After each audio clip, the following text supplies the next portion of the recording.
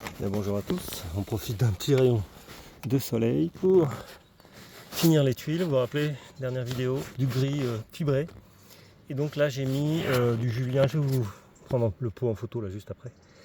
Du Julien, alors il y a, en fonction des marques, vous verrez les couleurs, faire des essais, vous voyez mes briques, enfin mes tuiles pardon, la couleur qu'elles ont par rapport aux autres maisons, elles sont beaucoup plus pierre, enfin elles sont pas rouges vives comme toutes les maisons aux alentours. La réglementation, bon, moi, elle date de 1980, je sais pas exactement. Et donc là, pour le moment, ça se voit beaucoup, mais en séchant, ça va devenir beaucoup moins voyant. Là, ça commence à sécher déjà.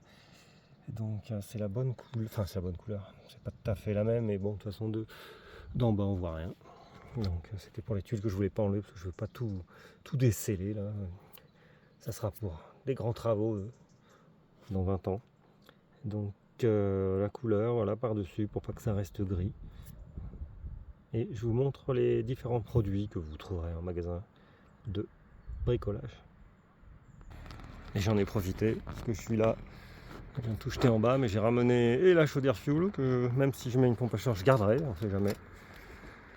Électricité, fuel, machin, tout ça, une petite autonomie. Et puis le poêle à bois.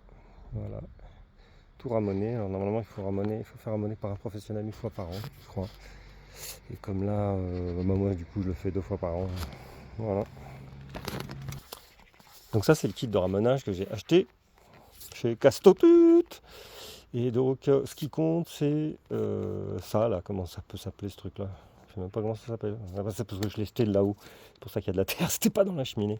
Mais il faut la bonne taille, et puis vous voyez là c'est fibre, comme mon conduit étant inox, et quand j'avais un conduit, quand j'avais juste une cheminée à la place du poêle à bois, donc c'était un rectangle en acier, en inox, en acier, des lames en acier, comme c'était un conduit en terre cuite, enfin en terre, en brique déjà faite là, avec le trou au milieu, déjà tout fait, du préfa.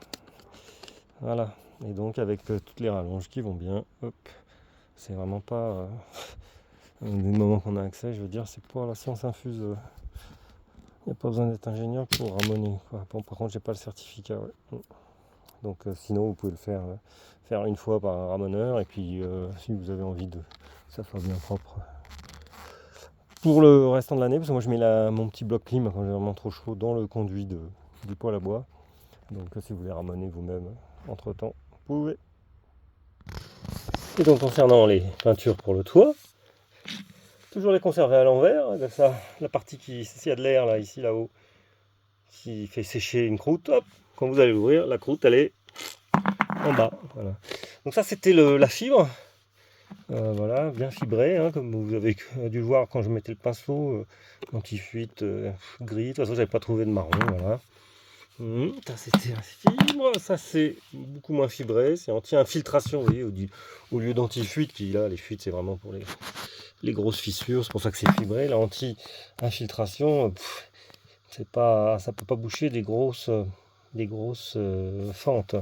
Et terre cuite, mais non. Donc toujours faire un petit essai là, comme ça, vous laissez de la peinture sur le pot, comme ça vous voyez la couleur. Et pour trouver ma bonne couleur, c'est du Julien revêtement d'étanchéité toiture. Et voilà la différence. Et quand ça sera sec, ça sera pas mal sur mon toit. Ça c'est les tuiles d'aujourd'hui qui sont comme ça dans ma région. Et puis moi, j'avais de la tuile comme ça d'ailleurs. Impossible de... Elles se font plus mes tuiles, c'est chiant. Mais voilà, c'était juste une petite vidéo. Voilà, on continue la préparation du toit. Après, je ferai un petit traitement. Là, il faut que j'attende la peinture sèche. Un petit traitement, j'espère qu'il fait les deux, c'est-à-dire anti-mousse et imperméabilisant. Comme ça, voilà, c'est fait. Et puis après, pour les panneaux, mettre dessus. De toute façon, on ne pourra plus traiter. Voilà. Eh bien, bonne soirée.